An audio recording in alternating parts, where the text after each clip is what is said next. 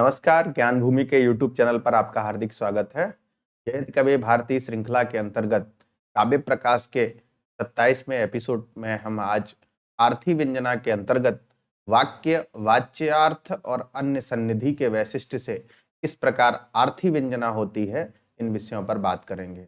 इससे पहले हम वक्ता के वैशिष्ट्य से, बोधा के वैशिष्ट्य से और काकू के वैशिष्ट्य से व्यंजना के उदाहरणों को समझ चुके हैं।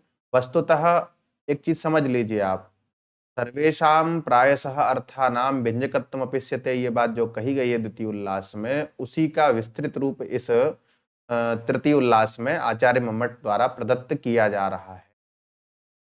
आचार्य मम्मट चाहे तो एक ही उदाहरण में वक्ता, बोधा आदि 10 प्रकार की व्यंजना दिखा सकते हैं, लेकिन फिर समझने में थोड़ी कठिनाई होगी। इसलिए जो पाठकगण है उनकी सुविधा को ध्यान में रखते हुए आचार्य मम्मट ने अलग अलग उदाहरण दिए हैं, प्रधानता से उदाहरण दिए हैं। वैसे तो एक ही उदाहरण में वक्ता का वैशिष्ट, बोधा का वैशिष्ट, देश काल आदि का वैशिष्ट घटाया जा सकता है, लेकिन जिसकी प्रधानता है उस प्रधानता को ध्यान में रखते हुए आचार्य मम्मट ने अलग अलग उदाहरण दिए हैं। इसी बात को जब ये चेष्टा का उदाहरण बता देंगे, उसके बाद मूल के माध्यम से समझाएंगे। आप लोगों को अगर यदि बातें समझ में नहीं आ रही हैं तो आप उसको इंगित करें, हम उसको और सरल करने का प्रयास करेंगे।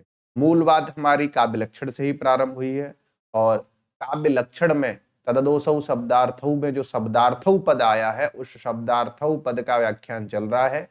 प्रथम उल्लास में सामान्य रूप से काव्य के भेदों का निर्देश किया गया। द्वितीय उल्लास में शब्द, अर्थ और उनकी शक्तियां तथा शब्द से होने वाली व्यंजना, अभिधा मूला व्यंजना और लक्षणा मूला व्यंजना को बता दिया गया था। सर्वेषां प्रायशः अर्थानां व्यंजकत्वम अपेक्ष्यते जो कारिका है, वह कारिका इस तृतीय उल्लास की मूल है। उस कारिका में संकेत किया गया था, यहाँ पर उसका अलग अलग रूप से निर्देश किया जा रहा है, जो कि एक आर्थी व्यंजना के स्वरूप को वक्ताओं के सामने, श्रोताओं के सामने या फिर काव्य शास्त्र के जो अध्येता हैं उनको पृथक रूप से ये स्थल समझ में आए, ये आचार्य मम्मट का उद्देश्य है। तो इसी बात को ध्यान में रखते हुए हम आगे आर्थी व्यंजना के अन्य उदाहरणों को समझने का प्रयास करते हैं। काकू वैशिष्ट में आप समझ ही गए थे। इसके बाद काकू वैशिष्ट के बाद जो व्यंजना का द्वितीय, तृतीय, चतुर्थ मान के चलिए, पहला हो गया वक्ता का वैशिष्ट, दूसरा हो गया बोधा का वैशिष्ट। वक्ता मतलब कहने वाला, बोधा मतलब समझने वाला, जो चीजें समझता है उसको बोधा कहा गया है। और फिर काकू के वैशिष्ट से भी समझा दिया गया था। अभी वाक्य वैशिष्ट का उदाहरण है। वाक्य वैशिष्ट से किस प्रकार व्यंजना होती है, इस बात को समझने का प्रयास करिएगा। वाक्य का मतलब होता है संपूर्ण वाक्य। वाक्य में वैसे तो ये वाच्य का भी उदाहरण बन सकता है, लेकिन यहाँ पर जब बात कही जाती है, पूरी बात कहने के लिए एक वाक्य का प्रयोग किया जाता है। उस वाक्य के प्रयोग में ये वो इस तरह से जो सर्वनाम पद का प्रयोग किया जाता है, जो बात इस प्रकार थी उसको इस प्रकार समझना चाहिए, इस प्रकार जो बात है उसको वाक्य के माध्यम से कहा जाता है। वैसे सारी व्यंजनाएं वाक्य का आश्रय तो लेती ही हैं, लेकिन यहाँ वाक्य का वैशिष्ट्य प्रधान है। उस प्रधानता के आधार पर वाक्य वैशिष्ट्य का ये उदाहरण बनता है। किस प्रकार बनता है इसको समझने का प्रयास करने से पहले इसकी पूर्व पीठिका का क्या है उसको समझ लेंगे, तभी समझ में आएगा। कोई नायिका तथा कोई नायिका और उस नायिका की सखी, 3 लोग एक स्थान पर बैठे हैं, आपस में बातचीत कर रहे हैं, हंसी मजाक चल रही है।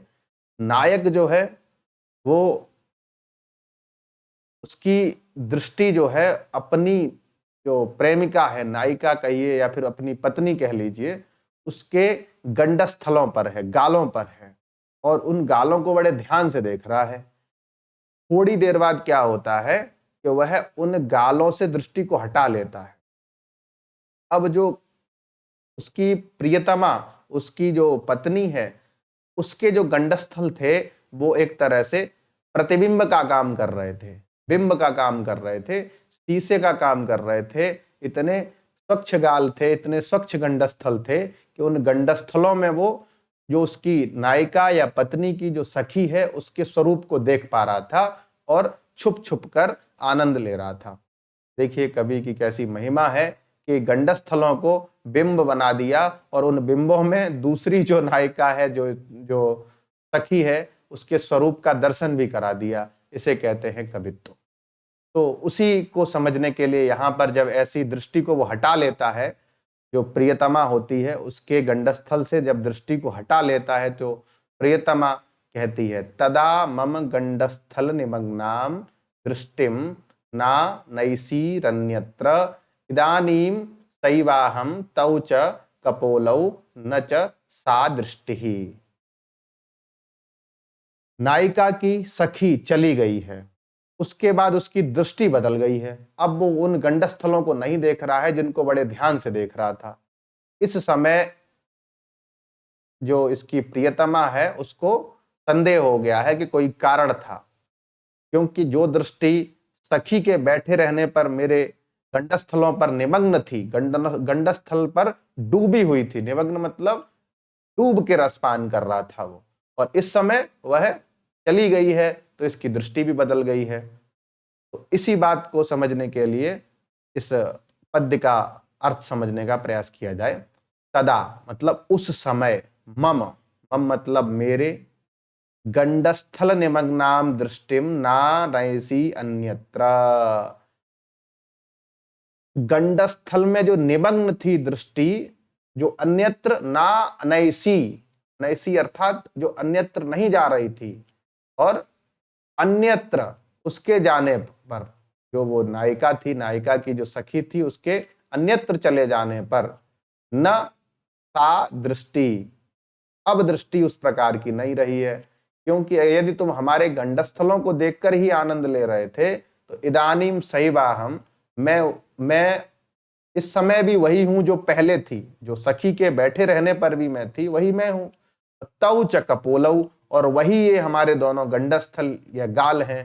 लेकिन न सा दृष्टि, या दृष्टि तस्याः सख्याः समीपे सत्त्वे आसीत् सा दृष्टि इदानीं न दृश्यते।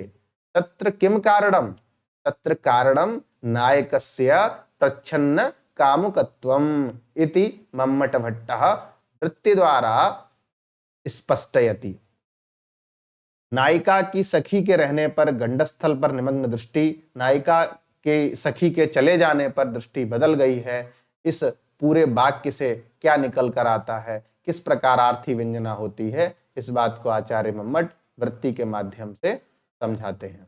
अत्र, अत्र मतलब इस श्लोक में, मत सखीम कपोल प्रतिबिंबताम पश्यतः, मेरी सखी को कपोल के प्रतिबिंब में देखते हुए, देख रहे थे जब तुम, तो मत सखीम कपोल प्रतिबिंबताम पश्यतः ते दृष्टि अन्या एव अभूत, तुम्हारी दृष्टि, ते दृष्टि तुम्हारी दृष्टि अन्य अन्य ही, दूसरे ही प्रकार की थी। चलितायाम अर्थात उसके चले जाने पर, तस्याम चलितायाम, तस्याम अर्थात मेरी सखी के चले जाने पर, अन्या एव जाता, तुम्हारी दृष्टि अन्य प्रकार की हो गई। इत्ति अहो, ये आश्चर्य की बात है। और इससे क्या प्रकट हो रहा है, ते प्रच्छन्न कामुकत्वम, तुम्हारा प्रच्छन्न अर्थात छुप कर तुम उसके प्रति आसक्त थे, तुम्हारी छुपी जो आशिकी है वो यहां से प्रकट हो रही है। क्योंकि यदि तुम केवल मेरे ही गंडस्थलों को देख रहे थे तो अभी भी देखना चाहिए, लेकिन इस समय ऐसा नहीं है। इसका मतलब कुछ जरूर गड़बड़ हुआ है।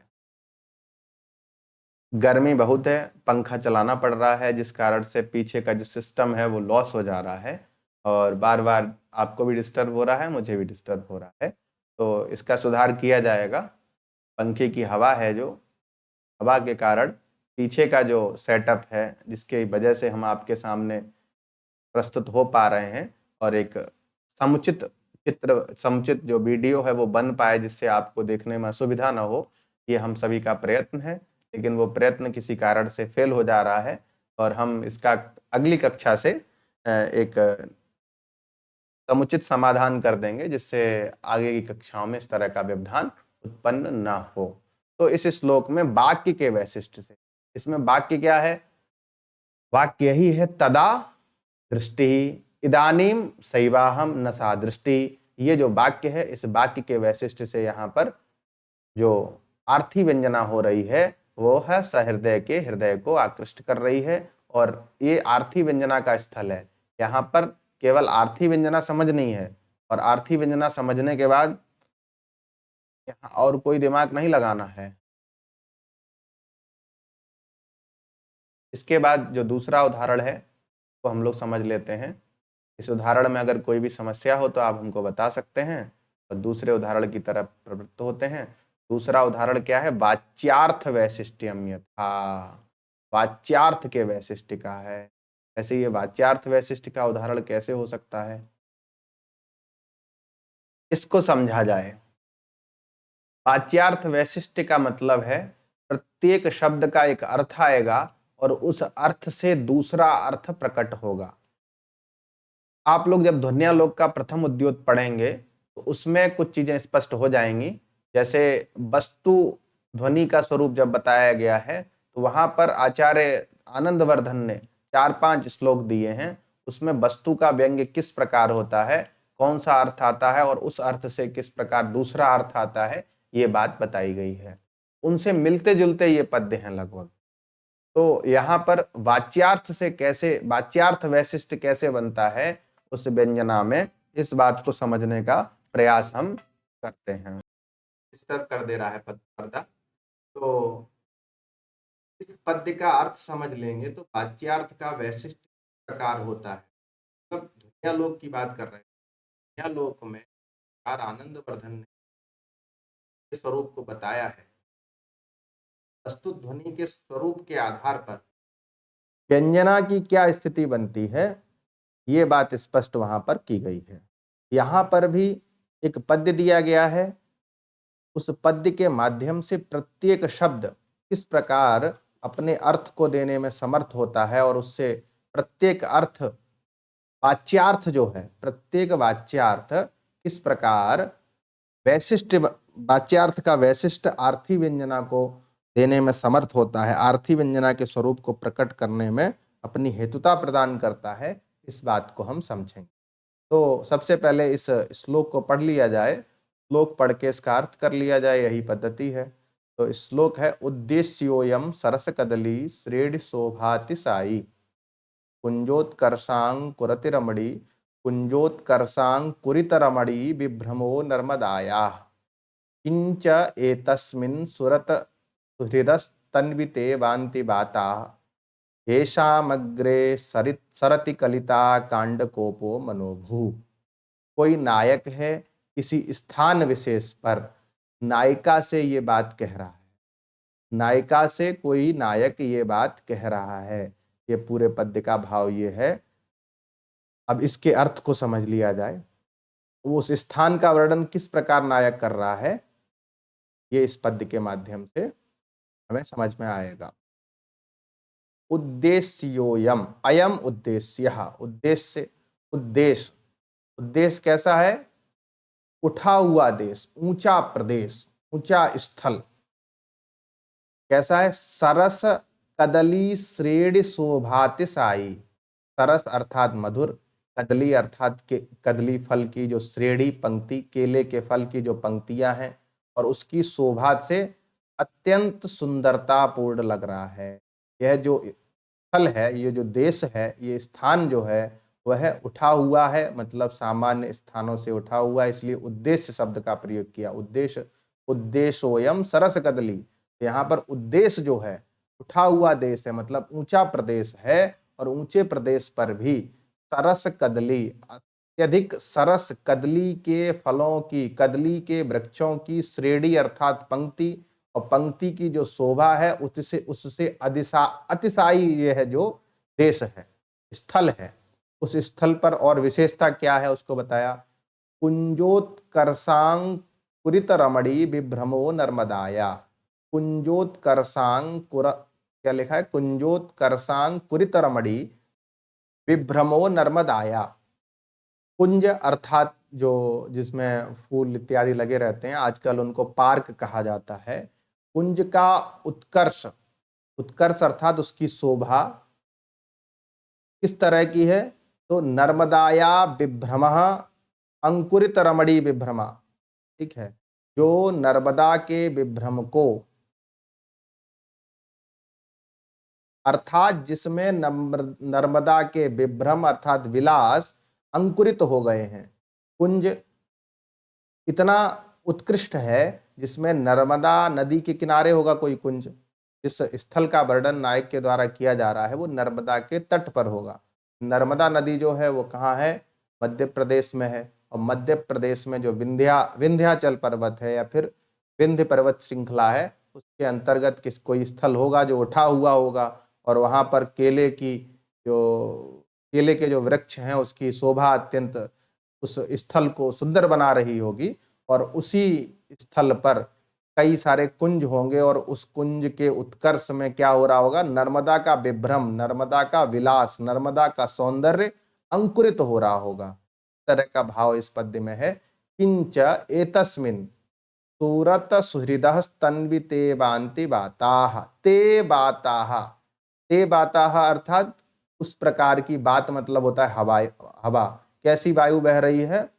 सुरत सुहृदः, सुरत काल की जो प्रिय होती है, मतलब सुरत काल में एक मधुर वायु बहती है जो सुरतावस्था होती है। रति क्रीड़ा, रति क्रीड़ा के समय एक प्रॉपर एटमॉस्फेयर की आवश्यकता होती है, उसके बिना कैसे कोई रति क्रीड़ा में प्रवृत्त हो सकता है। मान लीजिए ज्येष्ठ मास की दोपहर में आपको किसी भरे चौराहे पर रति क्रीड़ा उत्पन्न हो सकती है क्या? नहीं ना। तो एक ऐसा एटमॉस्फेयर चाहिए होता है, ऐसा वातावरण चाहिए होता है जिसमें आपकी सूरत क्रीड़ा से संबंधित जो आकांक्षा है वो उत्कृष्ट हो जाए, बढ़ जाए। तो सूरत क्रीड़ा का जो मित्र है, ऐसी वायु मतलब हवाएं इस स्थल पर बांति अर्थात बह रही हैं। और इन हवाओं के आगे एसाम अग्रे, एसाम अर्थात इन वायु जो हवाएं हैं इनके आगे सरति, सरति मतलब चल रहा है, सरति संसरति। कौन? मनोभू, मनोभू अर्थात कामदेव। इन हवाओं के आगे कामदेव चल रहा है। और कामदेव का एक विशेषण दिया है, कलित कलित अकांड कोपः, अकांडे कोपः कलितः, अकांड में जो कोप करता है मतलब अनवसर, कामदेव की प्रवृत्ति है जब कोई अवसर न हो तब भी कोप कर देता है और उसके कोप से प्रत्येक व्यक्ति घायल हो जाता है। तो कामदेव की ऐसी प्रवृत्ति है कि जो बिना किसी प्रसंग के आप पर प्रहार कर देगा। तो इस पद्य में ये बताया गया है किस प्रकार का यह स्थल है और उस स्थल की रमणीयता किस प्रकार की है। इस रमणीयता के माध्यम से यहाँ पर व्यंग्य आता है। अत्र रतार्थम प्रवेश इति व्यंग्यम, यहाँ पर रमण के लिए प्रवेश करिए। उस नायिका से इस पद्य के माध्यम से व्यंग्य आ रहा है कि यहाँ रमण करने के लिए, हम मेरे साथ रमण करने के लिए नितांत रूप से प्रवेश करिए, क्योंकि ऐसा एटमॉस्फेयर यही सूचित करता है कि ये स्थान एकदम रमण करने के लिए उपयुक्त है। और ऐसे स्थलों पर रमण ही हमारे कामशास्त्र में भी लिखा गया है।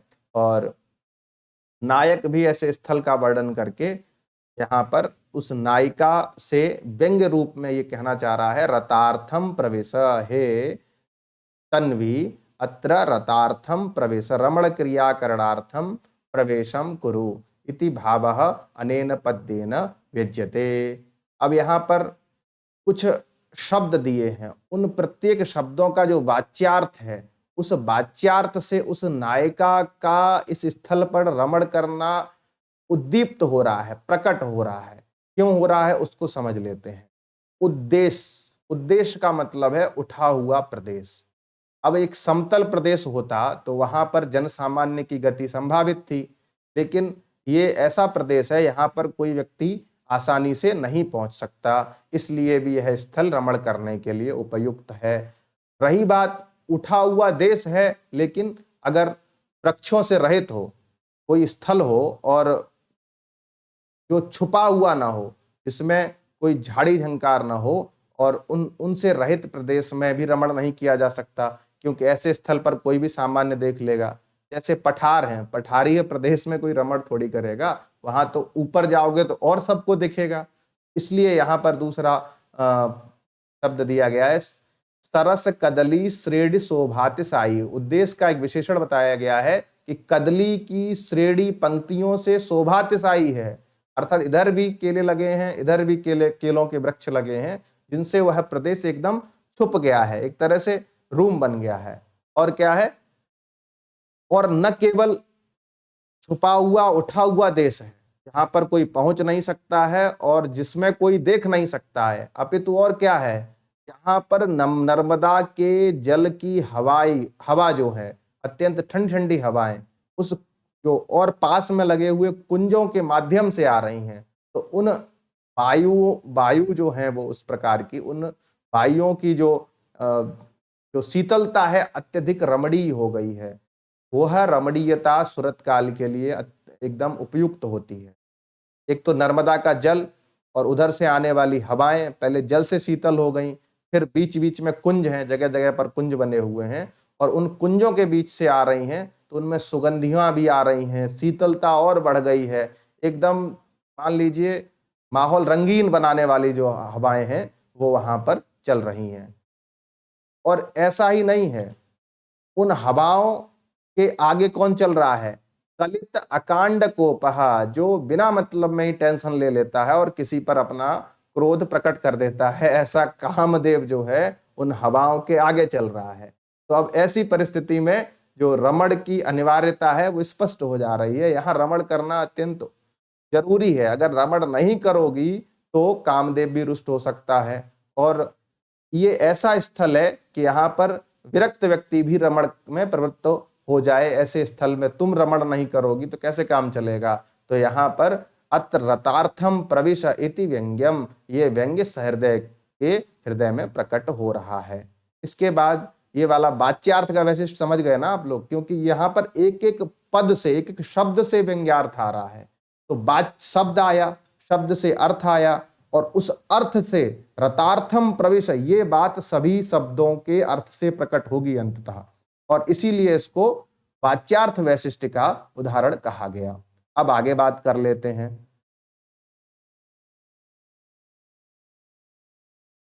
आगे अन्य सन्निधि वैशिष्ट्यम यथा, ये जो अन्य सन्निधि वैशिष्ट्यम यथा वगैरह जो स्टार के माध्यम से लिखा है, ये वस्तुतः काव्य प्रकाश का मूल भाग नहीं है। आपको समझने के लिए और मेरे समझने के लिए ये यहाँ पर दे दिया गया है, जिससे कोई कंफ्यूजन न हो और परीक्षा में भी आप आराम से कर पाएं। कौन सा उदाहरण किस आर्थी व्यंजना का है, ये प्रश्न बहुत बनता है और इस प्रश्न को करने के लिए आपको ये चीजें समझते रहना है। यदि नहीं समझेंगे तो गड़बड़ा जाएगा।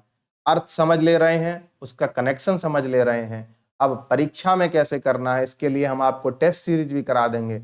इसके बाद भी आप प्रश्न नहीं कर पा रहे हैं और आपका सिलेक्शन नहीं हो पा रहा है, तो ना सिलेक्शन हो तो ज्यादा अच्छा है, क्योंकि ऐसे लोगों का सिलेक्शन अत्यंत घातक भी होता है। क्योंकि आने वाला जो राष्ट्र का भविष्य है वो आपके हाथों में सौंपा जा रहा है और कई प्रकार से आपको समझाने के बाद भी आप प्रश्न नहीं कर पा रहे हैं, फिर भी मार्गांतरण का अनुसरण करके आप परीक्षाएं पास कर रहे हैं, तो इसका मतलब ये बहुत खतरनाक है। लेकिन आजकल सब कुछ संभव है, लेकिन फिर भी जो पढ़ के परीक्षा पास करना चाहते हैं उनके लिए हम आपके सामने उपस्थित हैं और जो भी आपकी जिज्ञासा है वो पूछ सकते हैं। अब बात करते हैं अन्य सन्निधि वैशिष्ट का। अन्य सन्निधि का मतलब है जहां न कोई वक्ता से लेना देना है, न बोद्धा से कोई लेना देना है। वक्ता बोद्धा के अतिरिक्त कोई तीसरा व्यक्ति है, उसको समझाना है कोई बात इनडायरेक्टली। ये केस घर में बहुत होते हैं जहां पर सास और ननद आपस में ऐसा डिस्कशन करती हैं कि बहू को चीजें समझ में आ जाती हैं। कई बार बहू को डांटना हो तो ननद को डांट देती है सास और बहू अपने आप समझ जाती है। तो ये कई प्रकार का ट्रेंड हमारे जीवन में चला है। दो मित्र जा रहे हैं, तीसरा कोई इंटरफेयर कर रहा है, तो उस मामले में भी अचानक आंखों आंखों से योजना बन जाती है और तीसरे व्यक्ति को अलग करने के लिए एक कोई ऐसा शब्द बोल दिया जाता है जिससे जिससे तीसरा वृत्ति निवृत्त हो जाता है और इन दोनों को जो कार्य करना है उस कार्य की सिद्धि हो जाती है। कई बार लोग समझ भी जाते हैं, समझना तो है ही है, यहाँ पर सामाजिक समझ रहा है, सहृदय समझ रहा है, वहां उस व्यक्ति को समझाना है जिस व्यक्ति के लिए उस वाक्य का प्रयोग किया जा रहा है।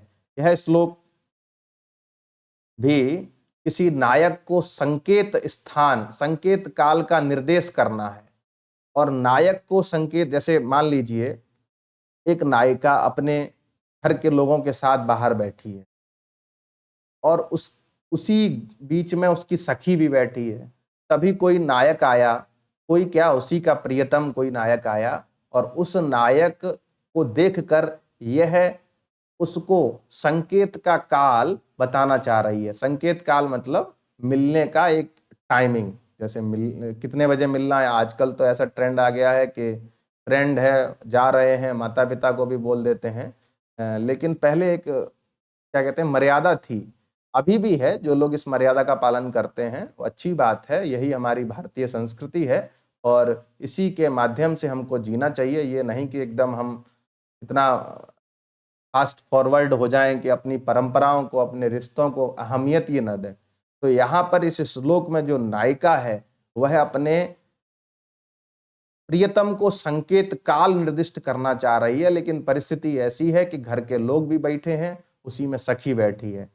तो अपनी सखी के प्रति बात बोलकर उस नायक को निर्देश कर दे रही है संकेत काल का। ये था, मतलब चीजें पहले भी थी, ऐसा नहीं है कि अभी ये सब चीजें हो रही हैं, पहले भी थी, लेकिन पहले एक व्यवस्था थी, उस व्यवस्था के अनुरूप चीजें करते थे लोग। तो इस श्लोक के माध्यम से हम समझेंगे कि किस प्रकार अन्य सन्निधि का वैशिष्ट्य बनता है। तो नुदत्यनार्द मनाः शश्रुः माम गृह भरे सकले क्षणमात्रम यदि संध्यायाम भवति न वा भवति विश्रामः।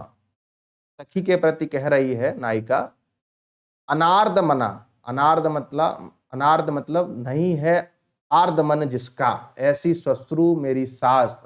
अनार्द मना अर्थात अत्यंत कठोर हृदय वाली, हमेशा हमसे ही काम कराती रहती है।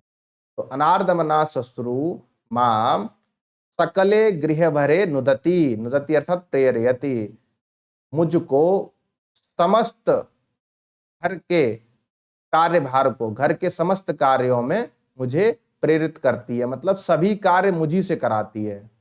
जितने भी कार्य हैं जो अनार्दमना मेरी सास है वो मुझी से कराती है और कोई उसको मिलता ही नहीं है। मतलब सारे घर के कामों की रिस्पॉन्सिबिलिटी मेरे ही ऊपर है।